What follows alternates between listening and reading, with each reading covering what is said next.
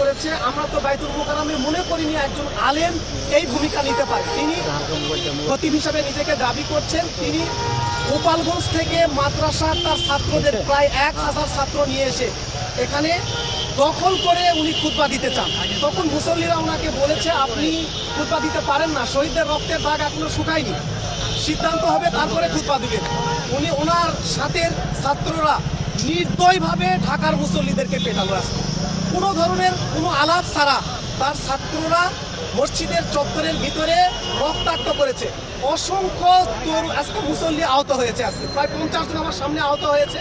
তারা জুতার box, rod এবং পাইপ দিয়ে তারা গ্লাস ভেঙেছে, গ্লাস দিয়ে হত্যার উদ্দেশ্যে হামলা করেছে, আহত করেছে সবাই। আজকে তো আমরা সরকারের কাছে আহ্বান জানাই, ফাঁসিবাদের দূষররা বাংলাদেশের বিভিন্ন স্থাপনা থেকে, বিভিন্ন প্রতিষ্ঠান থেকে স্বেচ্ছায় পদত্যাগ করছে, আর একজন আলিম তার ছাত্রদেরকে নিয়ে এসে জাতীয় মসজিদে রক্ত ঝরালো।